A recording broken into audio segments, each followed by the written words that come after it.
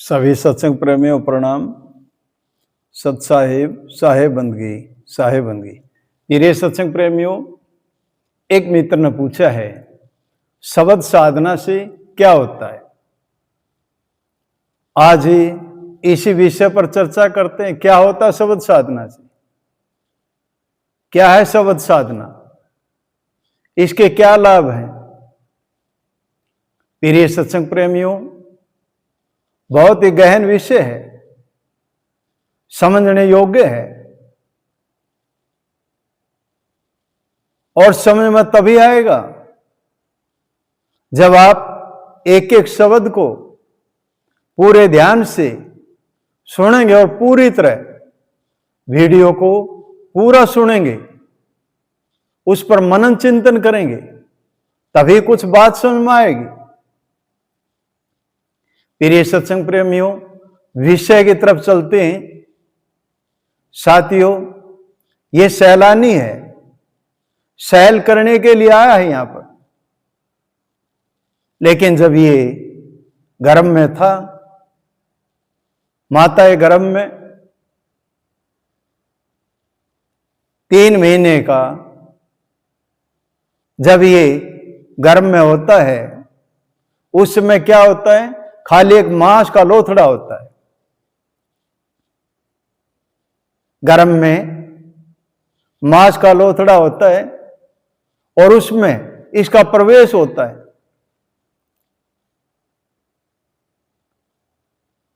धीरे धीरे 3 महीने के बाद में शरीर के अंग बढ़ने शुरू होते हैं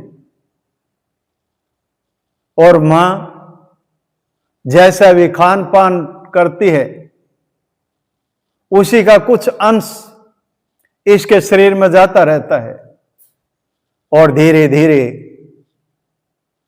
इसके शरीर का विकास होता है। 5-6 महीने का जब यह होता है, इसके शरीर पर चमड़ी आती है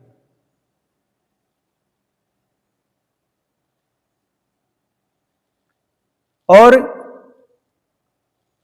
जब मां कुछ खाती है, खट्टा मीठा, ठंडा गरम,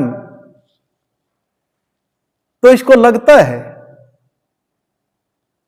कष्ट होता है,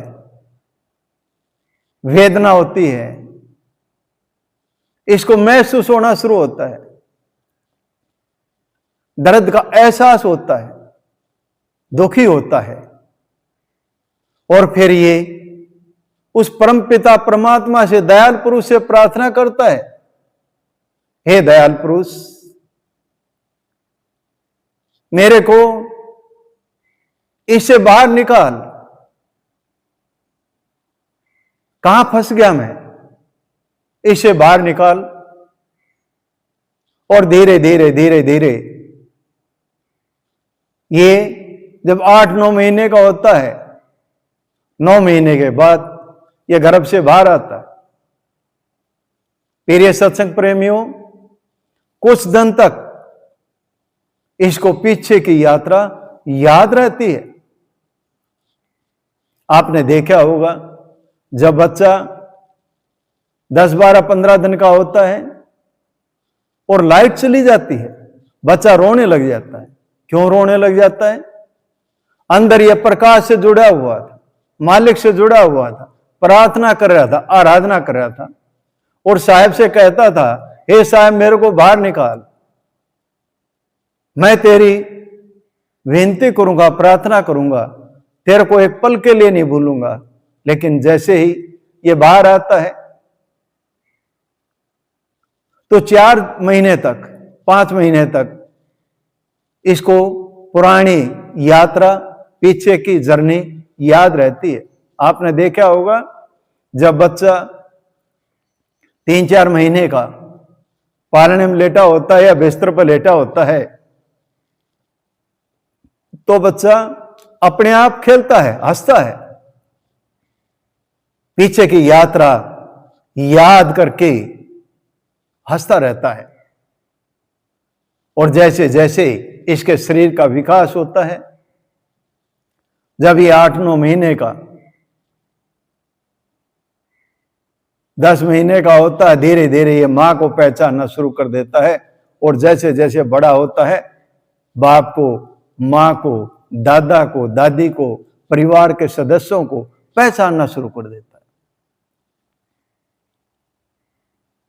इसके शरीर का विकास होता है और इसकी सूरत संसार में विचरना शुरू हो जाती है। इसका ध्यान कहां जाता है? संसार में। अब पिछली बातों को ये भूलना शुरू कर देता है, और जैसे जैसे शरीर का विकास होता है पूरी तरह ये संसार में ही लय हो जाता है, मन माया के फेर में फंस जाता है और अपने आप को भूल जाता है, स्वयं को भूल जाता। मैं कौन हूं? मैं सैलानी हूं, सैल करने के लिए आऊं, ये सारी बातें भूल जाता है। और बच्चा और थोड़ा बड़ा होता है, 4-5 साल का होता है, फिर स्कूल में जाने लग जाता है, धीरे धीरे धीरे धीरे बड़ा होता है और कॉलेज में जाने लग जाता है। इस संसार से क्या सीखता है? संसार से धन दौलत के बारे में सीखता है, इस शरीर के भरण पोषण के बारे में सीखता है, संसार को और बढ़ाने के बारे में सीखता है, और यहां आकर के और मन और माया के फेर में पूरी तरह उलझ जाता है। और यहां आकर के जैसे इसको संगत मिलती है, बुरी संगत मिलती है, तो बुरे कर्तों में लग जाता है और अपने कर्म संस्कार बिगाड़ लेता है। फिर ये सत्संग प्रेमियों को पीछे का संयोग रहा होगा, कोई ऐसा करते हो गया होगा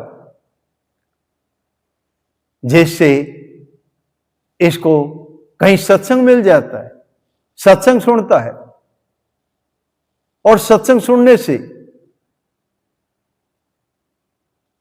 इसको कुछ आनंद आता है, प्रेम आता है।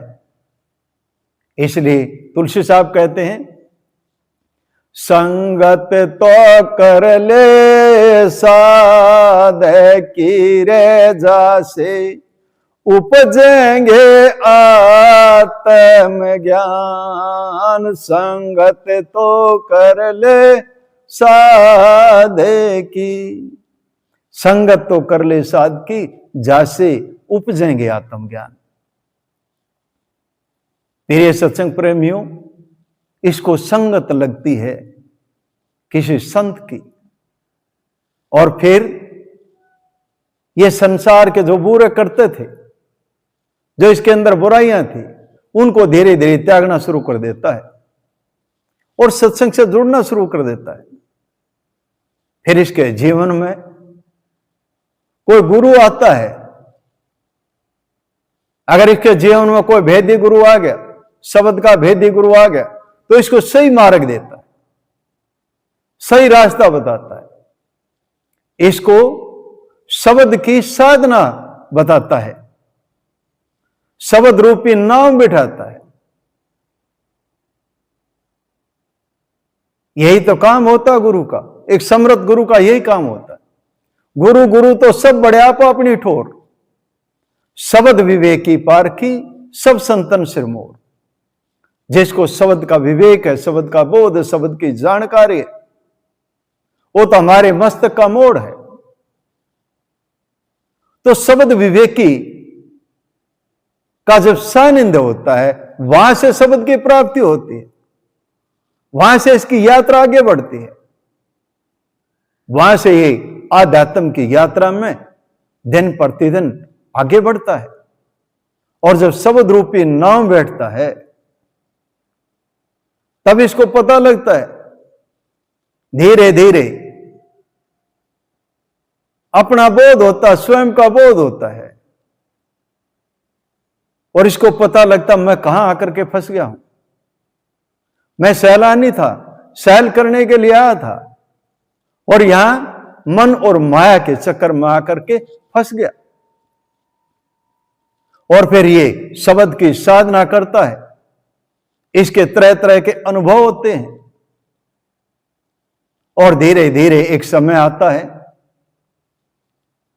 जब इसके अंदर तड़प होती है उस परमात्मा से मिलने के लिए, मालिक से मिलने के लिए, अपने निज घर जाने के लिए।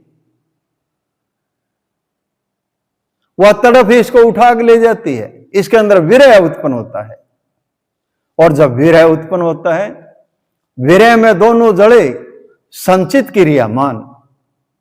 विरह के अंदर जो पीछे कर्म संस्कार इकट्ठे हो रहे थे वो, और जो वर्तमान में हो रहे वो, दोनों जड़ जाते हैं। और फिर शब्द साधना से ही ये सूरत शब्द में जाकर विलीन कर जाती है, और बूंद महासागर में जाकर मिल जाती है।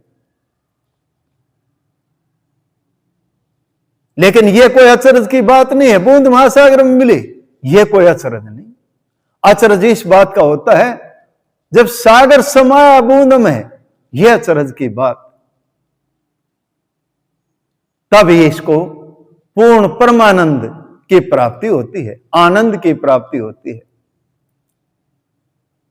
तब यह कह सकता है ये जीवन और मरण से मुक्त होता है, आवागमन छूटता है, सभी बंधनों से मुक्त होता है।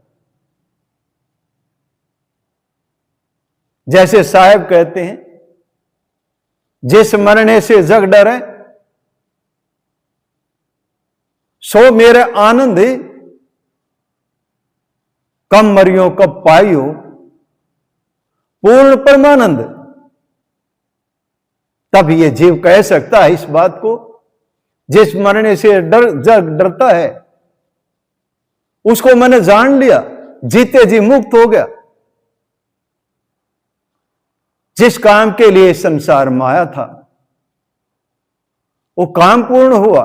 जिस काम के लिए शरीर धारा था, ये नर नारायण देह धारी थे, वो काम पूर्ण हुआ। तभी इसके भी परमानंद आनंद की प्राप्ति होगी।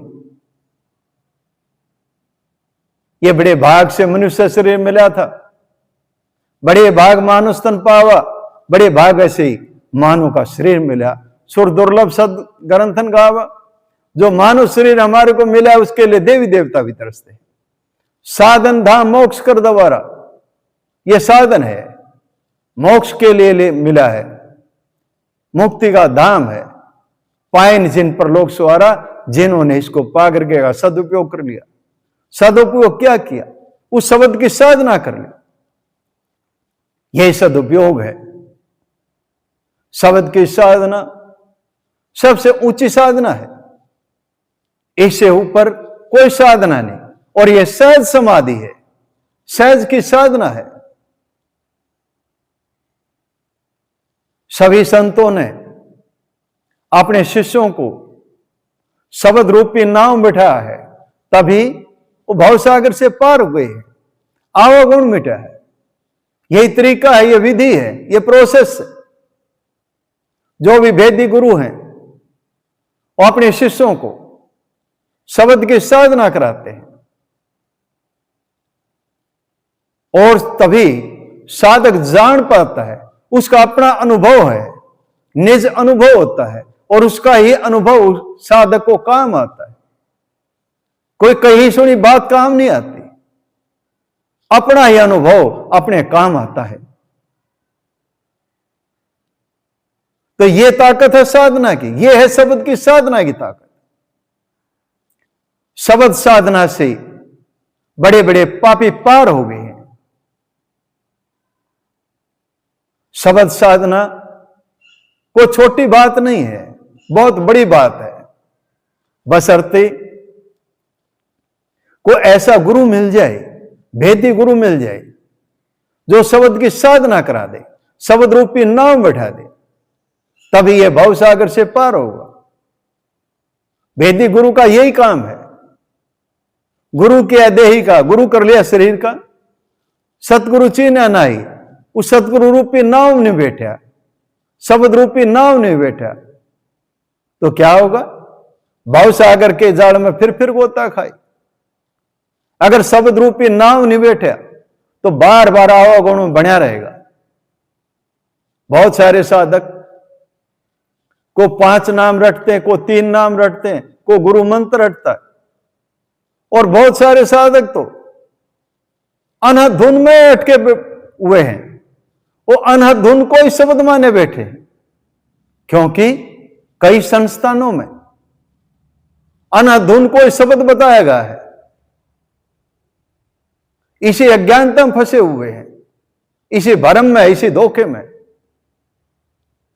फिर ये सत्संग प्रेमियों, इस अज्ञानता से, इस धोखे से बाहर निकलिए। सूरत शब्द को लगती है, देखती है।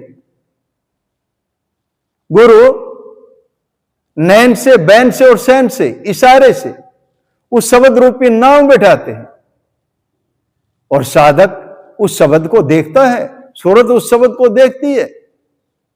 वो देखने का विषय, रटने का नहीं है, लगती है सूरत उसको।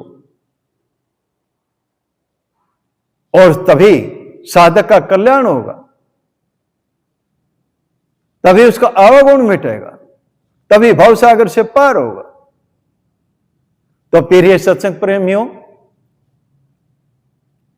जो भी शब्द के जानकार हैं, उनके सानिध्य में जाकर के सत्संग करें, उनके पास रहें, और जितने भी भ्रम हैं सभी भ्रमों से बाहर आए, अज्ञानता से बाहर आए, और जब पूर्ण विश्वास हो जाए फिर उस मार्ग पर आगे बढ़ जाएं।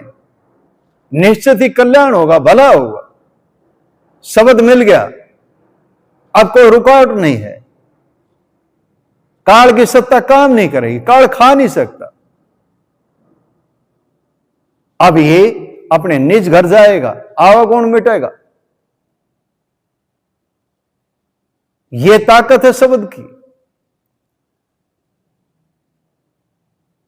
आज शब्द के विषय में कुछ चर्चा हुई, आपने सुना। इन्हीं शब्दों के साथ वाणी को विराम देता हूं, और वीडियो को पूरा देखें, एक एक शब्द पर मनन चिंतन करें, समझें और आगे बढ़ें। इन्हीं शब्दों के साथ वाणी को विराम देता हूं। बोलो साधो सत साहेब, साहेब बंदगी, साहेब बंदगी।